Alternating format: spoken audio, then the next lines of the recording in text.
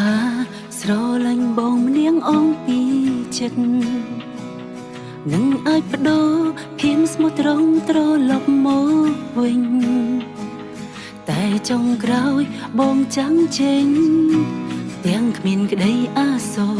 អូនបានត្រឹមមនុស្សអតីតដែលបងធ្លាប់ស្គាល់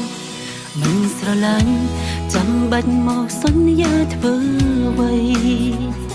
ធ្វើឲ្យអូនលងសំដីបោកប្រាំងនាងមេអ្វីធ្លំកិនថាបងល្អតែពេលនាងប្រែផ្លាំងបដោទើបបានយល់នៅលើលោកនាងគ្មានអ្វីថិនទេពុំយើងពេលនេះគឺបានត្រឹមជាមនុស្សអតីតធ្លំស្រឡាញ់ហួងហែងប្រែคล้ายជាអ្នកដតីព្រមពេលនាងបងបានជំនះថ្មីឯអូននាងចង់ឈឺរីងរៃ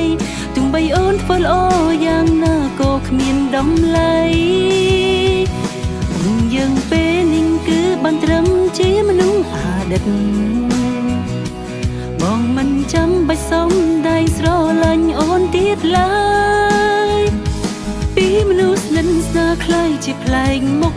ព្រមតែគេធ្វើបងផ្លាំងបដោអ្វីដែលអូនទទួលគឺបានត្រឹមតែឈឺចាំ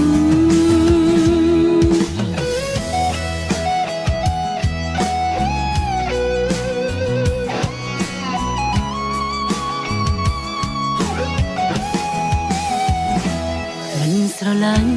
ចាំបាច់មកសន្យាធ្វើអ្វីធ្វើឲ្យអូនលងសំដីបោកប្រាំងនាងមេវីធ្លំកិនថាបងល្អតែពេលនាងប្រែផ្លាំងបដោទើបបានយល់នៅលើលោកនាងគ្មានអ្វីថិនទេពុំយើងពេលនេះគឺបានត្រឹមជាមនុស្សអតីតខ្ញុំស្រឡាញ់ហួងហែងប្រែคล้ายជាអ្នកដតីព្រមពេលនាងបងបានជំនះថ្មីឯអូននាងចង់ឈឺរីងរៃទោះបីអូនធ្វើល្អយ៉ាងណាក៏គ្មានតម្លៃពុំយើងពេលនេះគឺបានត្រឹមជាមនុស្សអតីតបងមិនចាំបាច់សុំដៃស្រឡាញ់អូនទៀតឡើយពីមនុស្សស្និទ្ធស្នាលคล้ายជាប្លែកមុខព្រមគេធ្វើឲ្យបងផ្លាំងបដោអ្វីដែលអូន